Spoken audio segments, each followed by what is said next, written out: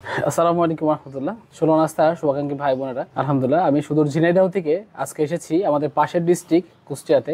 আমাদের একজন সম্মানিত ক্লায়েন্ট আছে, আমরা আজকে তার থেকে শুনবো যে আমাদের জিরো অ্যালার্জি সেবন করে তার বর্তমান কি অবস্থাতে আছে, জিরো অ্যালার্জি আদৌ কি তার বডিতে কাজ করেছে কিনা। তো চলুন আমরা তার কাছ থেকে শুনি। আসসালামু আলাইকুম, শাহিন রেজাল নীল। আমি কুষ্টিয়াতে অবস্থান করছি, এডুকের আইজাল স্কুল অ্যান্ড কলেজের শিক্ষক হিসেবে আছি।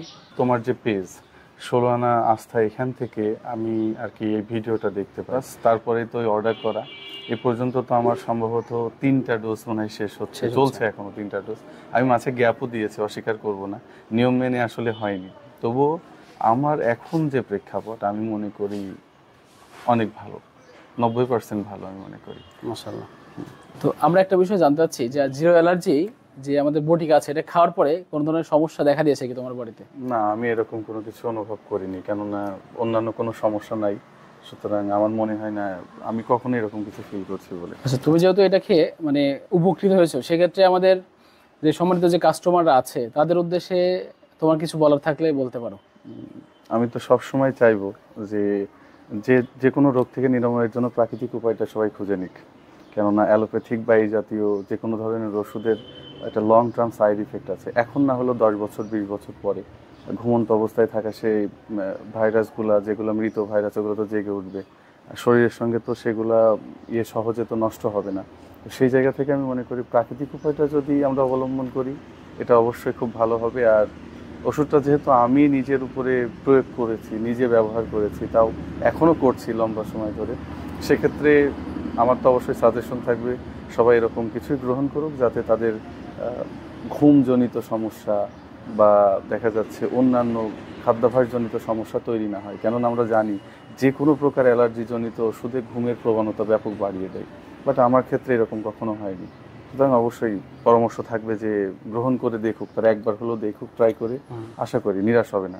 আরেকটা বিষয় তোমার কাছে আমার জানার আছে, সেটা হচ্ছে যে অনলাইনে তো অনেকেই অ্যালার্জি সংক্রান্ত প্রোডাক্ট সেল করে। তো সেক্ষেত্রে তোমার কাছে কেন মনে হয়েছে যে ষোলো নাস্তা তোমার কাছে অথেন্টিক একটা সোর্স, বা জিরো অ্যালার্জি তুমি কেন বেছে নিয়েছো, এটা যদি আমি জানতে চাই, বা গ্রাহকদের উদ্দেশ্যে তুমি কি বলতে চাও?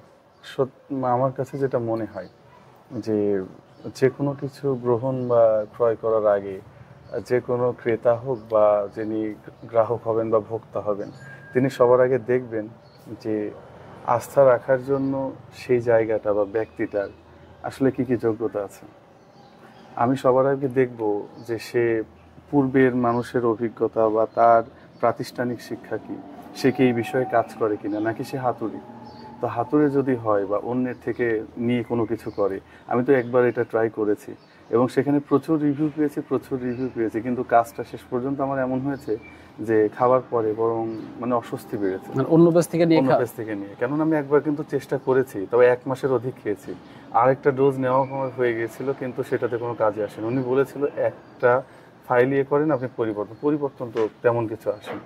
কিন্তু আমি যখন এই বিশ্বাসের জায়গা থেকে দেখব যে উনি এমন কোনো কিছু প্রকাশ করেননি বা আমার সামনে আনেননি যে যার দ্বারা প্রমাণিত হয় এটা আসলে অর্গানিক কিনা, বাস্তবে ওইটা কিনা, কিন্তু আমি যার থেকে নিচ্ছি বা দেখছি, আমি তার আগেও কিন্তু দেখেছি যে তুমি এই বিষয়ে পড়াশোনা করছো, এ বিষয়ে লম্বা সময় ধরে লেগে আছো বা চেষ্টা করছো কোনো পণ্যটাকে আপডেট করার, আরও এগিয়ে নিয়ে যাওয়ার। তো আমার মনে হয়েছে অবশ্যই মাছ বেটার দেন, তাদের থেকে তুমি অবশ্যই বেটার কিছু করবা। তো সেই জায়গা থেকে নিয়ে তো আমি নিরাশ হইনি।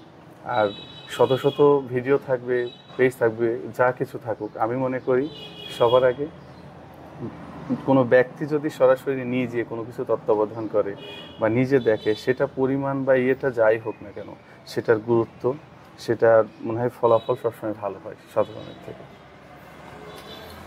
তো আসলেই আমার যে বন্ধু যেটা বলতে চাচ্ছে, সেটা আমি যদি আপনাকে সংক্ষিপ্ত করে বলি, সে বলতে চাচ্ছে আসলে যেহেতু আমি আয়ুর্বেদিক কলেজে পড়াশোনা করি, এই বিষয়ে আমার কিছু নলেজ আছে।